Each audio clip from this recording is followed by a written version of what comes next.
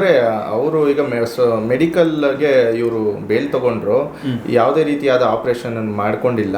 So ಆದ್ರಿಂದ ಇವ್ರು bail cancel ಮಾಡಬೇಕು. ಯಾವ್ದಾದ್ರು ಜನಸಾಮಾನ್ಯರಾಗಿದ್ರೆ ಅಥವಾ ದರ್ಶನ್ ಅವರೇ ಆಗಿದ್ರೆ ಬಿಡ್ತಾ ಇದ್ರ ಇವರು? ಕರೆಕ್ಟ್. ಏನಕ್ಕೆ ಅವ್ರನ್ನ ಬಿಟ್ಟು ಅವ್ರು ಇನ್ವೆಸ್ಟಿಗೇಷನ್ ಕೋಆಪರೇಟ್ ಮಾಡ್ತಾ ಇದ್ದಾರೆ ಅಂದಿದ ತಕ್ಷಣ ಅವ್ರನ್ನ ಅರೆಸ್ಟ್ ಮಾಡ್ದಿರಾ ಹಂಗೆ ನೀವು ಬಿಟ್ರೆ ಹಿಂಗೆ ಅಕ್ಯೂಸ್ ನಂಬರ್ 5 ಆಗಿದ್ದಾರೆ. ಅದರಲ್ಲಿ FIR ಅಲ್ಲಿ ಅವ್ರ ಹೆಸರಿದೆ ಇರುತ್ತೆ. ರಿಟರ್ನ್ ಅಲ್ಲಿ ಕೊಡಬೇಕು, ನೀನು ಏನು ನನ್ನ ಹತ್ರ ಏನು ಎವಿಡೆನ್ಸ್ ಇದೆ ನಿನ್ನ ಅರೆಸ್ಟ್ ಮಾಡೋದಕ್ಕೆ ಅಂತ ಹೇಳಿ ರಿಟರ್ನ್ ಅಲ್ಲಿ ಕೊಡಬೇಕು. ಸರ್ ನಮಸ್ತೆ. ನಮಸ್ತೆ ಸರ್, ಈಗ ಇದ್ರ ಬಗ್ಗೆ ತುಂಬ ಸಲ ಮಾತಾಡಿದ್ದೀವಿ, ಈ ವಿಚಾರದ ಬಗ್ಗೆ. ಈಗ ಆಲ್ರೆಡಿ ಸುಪ್ರೀಂ ಕೋರ್ಟಲ್ಲಿ ಇದೆ. ಸೊ ಏನಾಗ್ಬೋದು? ಏಕೆಂದರೆ ನೀವು ನೋಡಿರ್ತೀರಿ, ಈ ಕೇಸ್ನ ತುಂಬ ಹತ್ತರಿಂದ ಅಬ್ಸರ್ವ್ ಮಾಡಿರ್ತೀರ. ಆ್ಯಸ್ ಎ ಡಿಫೆನ್ಸ್ ಲಾಯರ್ ಆಗಿ ಏನೆಲ್ಲ ಆಗೋ ಚಾನ್ಸಸ್ ಇದೆ? ಅಂದರೆ ಈಗ ಸುಪ್ರೀಂ ಕೋರ್ಟ್ಗೆ ಹೋಗಿದ್ದಾರೆ ಮಾನ್ಯ ಇವರು ಯಾರು ಪ್ರಾಸಿಕ್ಯೂಷನ್ ಏನಿತ್ತು ಅವರು ಸುಪ್ರೀಂ ಕೋರ್ಟ್ಗೆ ಹೋಗಿದ್ದಾರೆ ಬೇಲ್ನ ಕ್ಯಾನ್ಸಲ್ ಮಾಡಬೇಕು ಅಂತ ಹೇಳ್ಬಿಟ್ಟು. ಸೊ ಸುಪ್ರೀಂ ಕೋರ್ಟಲ್ಲಿ ಮ್ಯಾಟ್ರ್ ಇದೆ, ಅಲ್ಲಿ ಆಲ್ರೆಡಿ ವಾದ ವಿವಾದಗಳು ನಡೆದಿದೆ. ಈಗ ಆರ್ಡರ್ಸ್ಗೆ ಅಂತ ಹೇಳ್ಬಿಟ್ಟು ಅದನ್ನು ರಿಸರ್ವ್ ಮಾಡಿದ್ದಾರೆ ಸುಪ್ರೀಂ ಕೋರ್ಟು. ಅದು ನಾಳೆನೋ ಯಾವಾಗೋ ಬರುತ್ತೆ ಅಂತ. ಸೊ ದರ್ಶನ್ ಪರವಾಗಿ ಬರುವಂತಹ ಚಾನ್ಸಸ್ಸು ಜಾಸ್ತಿ ಇದೆ ಅಂತ ನಾನು ಹೇಳ್ತೀನಿ. ಯಾಕಂತ ಹೇಳಿದ್ರೆ bail is a matter of right in the criminal justice system. ಈ ಬೇಲ್ ಅಂತ ಹೇಳಿದ್ರೆ ಅದು ಪ್ರೈಮರಿ ಒಂದು ಇದು ಫಸ್ಟು ಒಬ್ಬ ಅಕ್ಯೂಸ್ಡ್ಗೆ ಅದೊಂದು ರೈಟ್ ಇರುತ್ತೆ. ಬೇಲ್ ಕೊಡುವಂಥದ್ದು ಬಿಡುವಂಥದ್ದು ಅದು ಕೋರ್ಟ್ಗೆ ಇರುತ್ತೆ. ಬಟ್ ಅವ್ರಿಗೆ ಅದು ಒಂದು ಫಂಡಮೆಂಟಲ್ ರೈಟ್. ಅದು ಬೇಲ್ ಅಪ್ಲಿಕೇಶನನ್ನು ಕೋರ್ಟ್ಗೆ ಸಲ್ಲಿಸೋದು ಮತ್ತು ಬೇಲನ್ನು ಪಡೆದುಕೊಳ್ಳೋದು ಅದೊಂದು ಸಂವಿಧಾನಿಕ ರೈಟ್. ಅದನ್ನು ಅವ್ರು ಮಾಡಿದ್ದಾರೆ, ಅವ್ರಿಗೆ ಆಲ್ರೆಡಿ ಬೇಲ್ ಸಿಕ್ಕಿದೆ. ಸೊ ಈಗ ಅದನ್ನು ಕ್ಯಾನ್ಸಲ್ ಮಾಡೋದಕ್ಕೆ ಹೈಕೋರ್ಟ್ ತನಕ ಹೋಗಿದ್ದಾರೆ. ಈಗ ಬೇಲ್ ಸಿಕ್ತು ಅಂದಾಕ್ಷಣ ಪೂರ್ತಿ ಕೇಸು ಏನಿದೆ ಈ ಕೇಸು ಮುಗ್ದೋಗಿಲ್ಲ. ಈಗ ದರ್ಶನ್ ಅವರು ಜೈಲಲ್ಲಿ 6 ತಿಂಗಳಿದ್ರು. 6 ತಿಂಗಳಿದ್ದು ಆಚೆ ಬಂದಾದ್ಮೇಲೆ ಈಗ ಇವ್ರು ತಿರ್ಗಾ ಅದನ್ನು ಕ್ಯಾನ್ಸಲ್ ಮಾಡೋದಕ್ಕೆ ಸುಪ್ರೀಂ ಕೋರ್ಟ್ಗೆ ಹೋಗಿದ್ದಾರೆ. ಸೊ ಈಗ ಇದನ್ನೆಲ್ಲ ಡೆವಲಪ್ಮೆಂಟ್ಸು ನಮ್ಮ ಪಬ್ಲಿಕ್ ನೋಡಿಕೊಂಡು ಏನು ದುಡ್ಡಿರೋರಿಗೆ ಒಂಥರ, ದುಡ್ಡು ಇಲ್ಲದೆ ಇರೋರಿಗೆ ಒಂಥರ ಅಂತ ಮಾತುಕತೆ ಇದೆ. ಸೊ ಅದು ಆ ಥರ ಬರೋದಿಲ್ಲ. ಬೇಲು ಯಾವುದೇ ಒಂದು ವ್ಯಕ್ತಿ, ಯಾವುದೇ ಒಂದು ಸಾಮಾನ್ಯ ವ್ಯಕ್ತಿಗೂ it's A matter of right.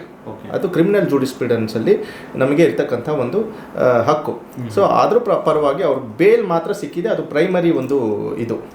ಈಗ ನೆಕ್ಸ್ಟು ಟ್ರಯಲ್ ಅಂತ ಇದೆ. ಇನ್ನೂ ಅವ್ರಿಗೆ ಶಿಕ್ಷೆ ಪ್ರಕಟ ಆಗಿಲ್ಲ. ಅದು ಇನ್ನು ಚಾರ್ಜ್ ಆಗಬೇಕು. ಸ್ಟೇಜಸ್ ಆಫ್ ಕ್ರಿಮಿನಲ್ ಕೇಸಸ್ ಇದೆ.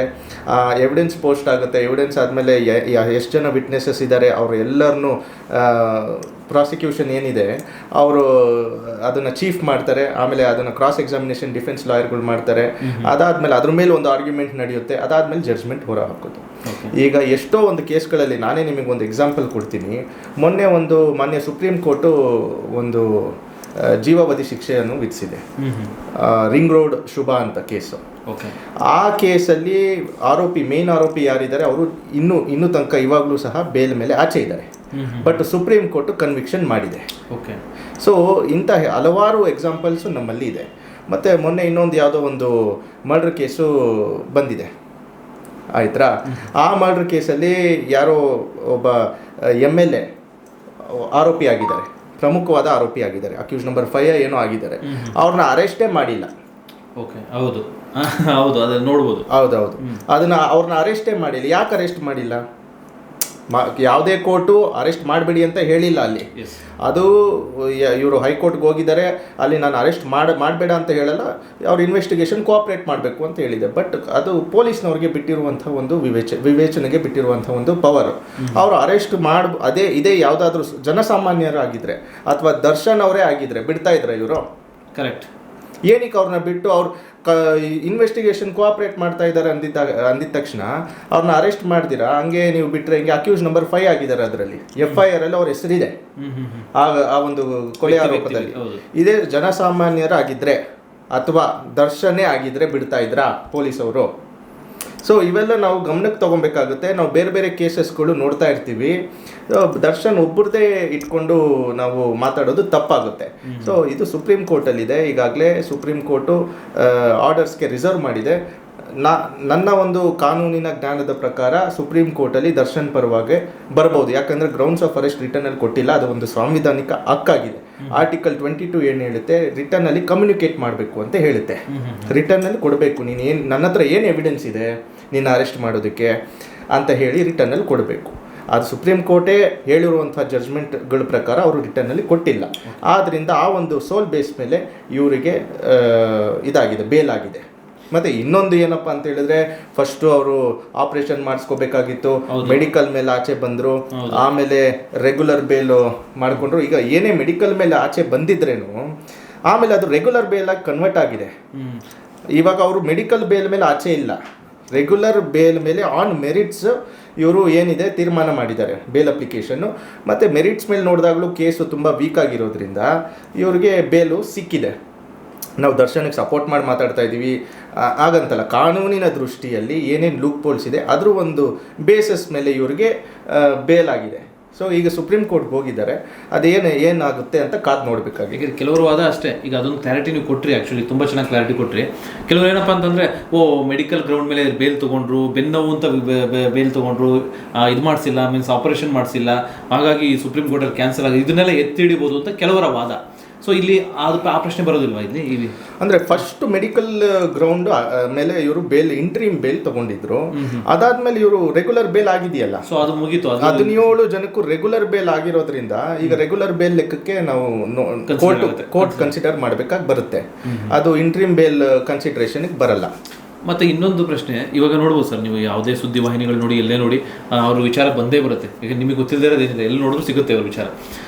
ಈಗ ಅವರ ಹೆಸರು ಹೇಳ್ಕೊಂಡು ಯಾರೋ ಒಂದಿಷ್ಟು ಅಭಿಮಾನಿಗಳು ಯಾವುದೋ ಒಬ್ಬ ನಟನಿಗೆ ಹೋಗಿ ಬೆದರಿಕೆ ಹಾಕೋದ್ರಂತೆ, ಈ ಥರ ಒಂದು ಪ್ರಕರಣಗಳಲ್ಲಿ ಕೆಲವೊಂದು ಸುದ್ದಿ ಆಗ್ತಾ ಇದೆ. ಬಟ್ ಇದರಲ್ಲಿ ಅವ್ರು ನೇರವಾಗಿ ಅವ್ರದ್ದು ಇನ್ವಾಲ್ವ್ಮೆಂಟ್ ಇದೆಯೋ ಇಲ್ವೋ, ಆಬ್ವಿಯಸ್ಲಿ ಇರೋಲ್ಲ ಅಂತಲೇ ನಾವು ಸಾಮಾನ್ಯ ಯೋಚನೆ ಮಾಡೋದು, ಆ ಥರ ಯೋಚನೆ ಮಾಡ್ಬೋದು. ಇನ್ನೊಂದಿಷ್ಟು ಜನಗಳು ಇಲ್ಲ ಅವರೇ ಇನ್ವಾಲ್ವ್ಮೆಂಟ್ ಇದೆ ಅಂತ ಅಂತಾರೆ. ಸೊ ಅದು ಗೊತ್ತಿಲ್ಲದಿರೋದು ನಾವೇನು ಹೇಳೋಕ್ಕಾಗಲ್ಲ. ಹಾಗಾಗಿ ಸೊ ಆ ಥರ ಅವ್ರ ಹೆಸರು ಹೇಳ್ಕೊಂಡು ಈಗೆಲ್ಲ ಬೆದರಿಕೆ ಹಾಕುವಂಥದ್ದು ಮಾಡ್ತಾರಲ್ಲ, ಸೊ ಅದು ಈ ಕೇಸಿಗೆ ಏನಾದರೂ ಎಫೆಕ್ಟ್ ಆಗುತ್ತಾ? ಸೊ ಯಾಕೆಂದರೆ ಸಮಾಜದಲ್ಲಿ ಈ ರೀತಿ ಎಲ್ಲ ತೊಂದರೆ ಮಾಡ್ತಾವ್ರು ಇವರು, ಆ ಥರದ್ದು ಏನಾದ್ರು? ಇಲ್ಲ, ಈ ಕೇಸಿಗೆ ಎಫೆಕ್ಟ್ ಆಗುತ್ತೋ ಇಲ್ವೋ ಅದು ಈಗ ಕೋರ್ಟಿಗೆ ವಿವೇಚನೆಗೆ ಬಿಟ್ಟಿದ್ದು ಪಾಯಿಂಟ್ ನಂಬರ್ 1. ಇನ್ನೊಂದು ಏನಪ್ಪ ಅಂತ ಹೇಳಿದ್ರೆ, ಇದನ್ನೆಲ್ಲ ಯಾವುದು ನೋಡಲ್ಲ, ಮೆರಿಟ್ಸ್ ಮೇಲೆ ಮಾನ್ಯ ಸುಪ್ರೀಂ ಕೋರ್ಟು ಡಿಸೈಡ್ ಮಾಡುತ್ತೆ. ಈಗ ಹೈಕೋರ್ಟು ಏನು ತಪ್ಪು ಮಾಡಿದೆ ಅದನ್ನು ಫಸ್ಟ್ ನೋಡುತ್ತೆ, ಇವ್ರಿಗೆ ಬೇಲ್ ಕೊಟ್ಟಿರೋದು ಸರಿನಾ ತಪ್ಪಾ ಅದನ್ನು ನೋಡುತ್ತೆ. ಆಮೇಲೆ ಈಗ ಏನು ನಡೀತಾ ಇದೆ, ಅವರು ಈಗ ದರ್ಶನ್ ಹೆಸರು ಹೇಳಿದ್ರೆ ಮೈಲೇಜ್ ಸಿಗುತ್ತೆ ಅಂತ ಹೇಳ್ಬಿಟ್ಟು ಯಾರಂದ್ರೆ ಅವ್ರು ಮಾತಾಡ್ತಾರೆ, ಅದನ್ನೆಲ್ಲ ಕನ್ಸಿಡ್ರೇಷನ್ಗೆ ಕೋರ್ಟು ತಗೊಳ್ಳಲ್ಲ, ಕೋರ್ಟು ಟಿ ವಿ ನೋಡಲ್ಲ, ಯಾವುದು ನೋಡಲ್ಲ. ಸೊ ಆದ್ರಿಂದ ಕೇಸ್ ಏನು ಅವರು ಅಪ್ಲಿಕೇಶನನ್ನು ಸಲ್ಲಿಸಿರ್ತಾರೆ, ಆ ಕೋರ್ಟ್ ಡಾಕ್ಯುಮೆಂಟ್ಸ್ ಏನಿದೆ ಆ ಒಂದು ಸೋಲ್ ಬೇಸ್ ಮೇಲೆ ನಮಗೆ ಒಂದು ಜಡ್ಜ್ಮೆಂಟು ಮಾನ್ಯ ಸುಪ್ರೀಂ ಕೋರ್ಟ್ ಹೊರ ಹಾಕುತ್ತೆ. ಓಕೆ, ಅಂದರೆ ಈಗ ಬೇಲ್ ಕ್ಯಾನ್ಸಲ್ ಮಾಡಬೇಕು ಅಂದರೆ ಒಂದು ಪರ್ಟಿಕ್ಯುಲರ್ ರೀಸನ್ ಇರಬೇಕು. ಈಗ ಈಗ ಹೈಕೋರ್ಟ್ ಒಂದ್ಸಲ ಬೇಲ್ ಕೊಟ್ಟಿದೆ ಅಂದರೆ ಸುಮ್ಮನೆ ಕೊಡೋದಿಲ್ಲ, ಕೋರ್ಟ್ ಯಾವ್ದಾದ್ರು ಒಂದು ಗ್ರೌಂಡ್ಸ್ನ ಕ್ಲಿಯರಾಗಿ ಅಬ್ಸರ್ವ್ ಮಾಡಿನೇ ಕೊಡೋದು. ಈಗ ಸುಪ್ರೀಂ ಕೋರ್ಟ್ ಕ್ಯಾನ್ಸಲ್ ಮಾಡಬೇಕಂದ್ರೆ ಕೆಲವೊಂದು ಏನಾದರೂ ಇದೇ ಲೂಪ್ ಹೋಲ್ಸ್ ಇರಲೇಬೇಕು, ಅಥವಾ ದರ್ಶನ ಸರಿಯಾದ ಟೈಮಿಗೆ ಬರದೇ ಇರ್ತಕ್ಕಂಥದ್ದಾಗ್ಬೋದು.